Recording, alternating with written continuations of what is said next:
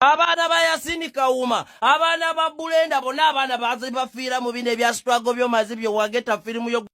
Nyina abaana bana ngenda batwalawa mutu kompasetinze Maziga mbega wa Muhozi kunga basodo okubanga ennyumba ye bagisanyawo aba government kati ono abadde abeera mu Lutobazi era nga basodo okubanga baluvunika ennyumba ye omubadde n'abaana bana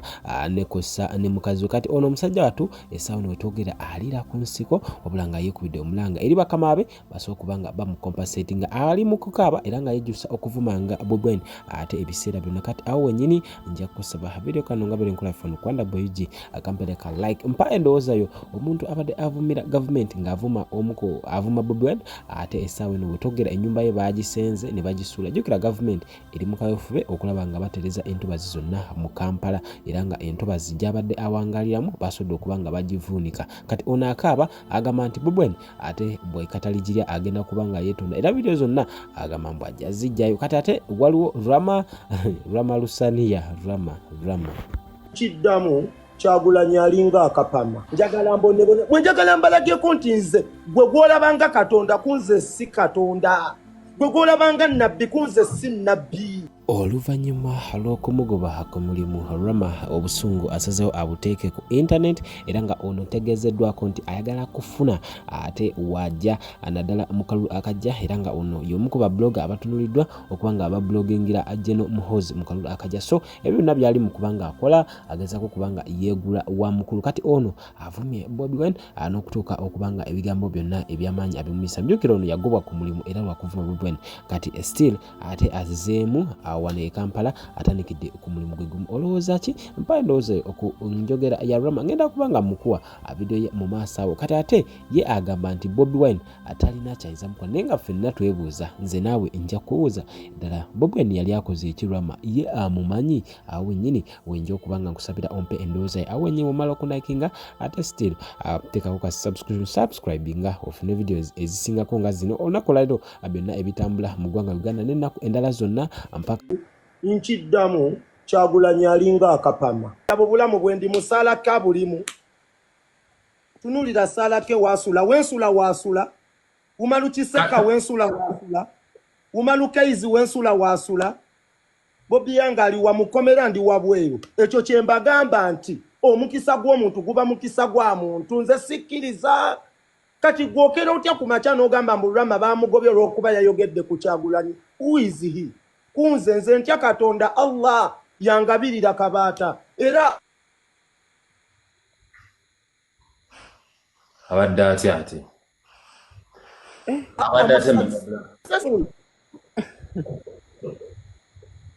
hano omutegeke mukambwe successful gwe gwolabanga Katonda nze mulabanga kaceere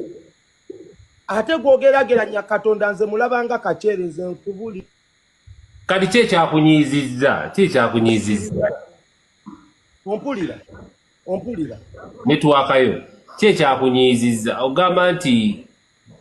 oli mutikke ekyo si kyekinyiiza wabula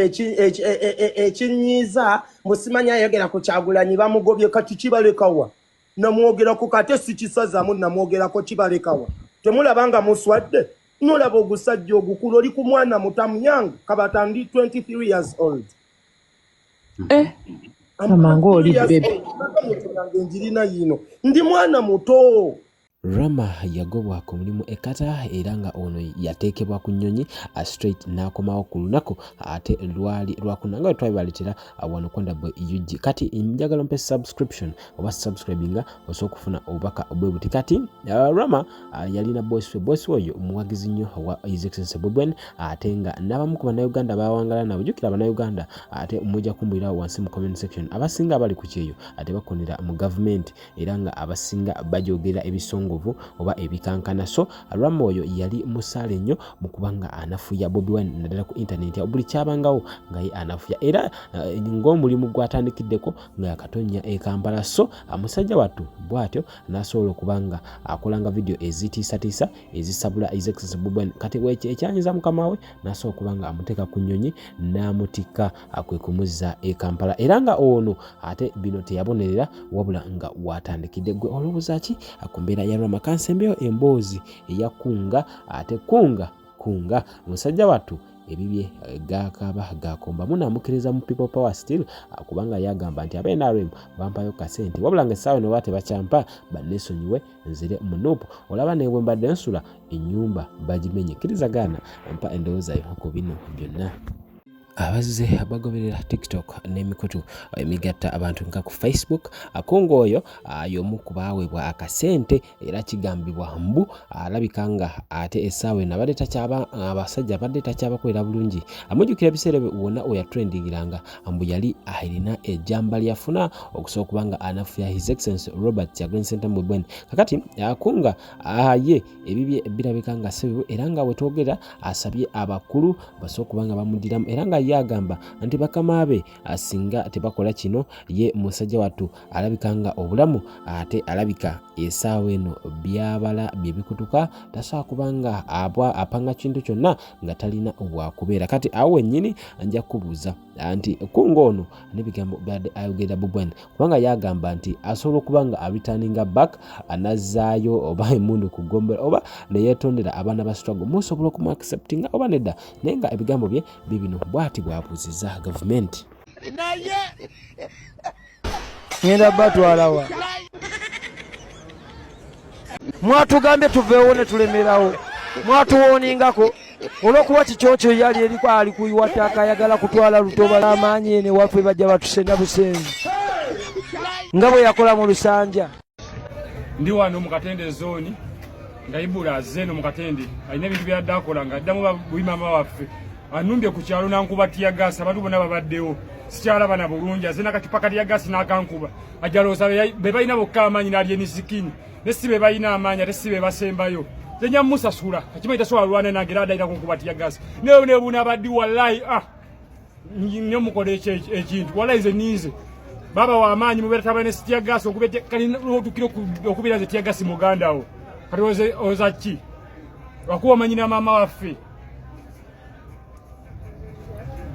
Mina shaitani rajim bismillahirrahmanirrahim alhamdulillah rabbil alamin ze ajimiti omusomi w'ekitabo era omusomi w'edduwa nkosa kyoto kino ekyoto kino kiba kitagombolola lwaliro ku kyoto kuno kunyambira abantu bange buli muntu yenna alina ekizibu kye ojja ku kyoto kino n'osula akabani nenkusabira buli alina ekizibu naddala mu abali e Bulaaya nompereza amanya nenga sula mu kyoto kino nenkusembera edduwa nenkujjako ebizibu n'ebiba bikusumbuye walemererwa mirimu ki ddala mu abali e Bulaaya abali mu nsi muno mu Uganda abalemeddwa okufuna visa nantegeeza eri abaana Adamu enkozesa nkofu ku kyoto kuno bamala okusindika enkofu eyo negenda ebanja amabanja ge babanjiza gonna gwe yalema okufuna okuweebwa ajimiti nkozesa amazzi ku nnyanja kuno kumulengera ku mazzi wano ajimiti nga bwenyimidde olwaliro ngokumasira abaana Adamu bompereza ebiwandiiko byonna bye bompereza ng'oli e Bulaaya mbikwata nembizinga ne muwandika kapapula nembisula mu nnyanja nensaba Allah gwensinza asumulule ebyo bye babikulemeredde awa visa agifuna alemedde ofuna omusajja omulungi amufuna nsangibwa ku namba 07528871515.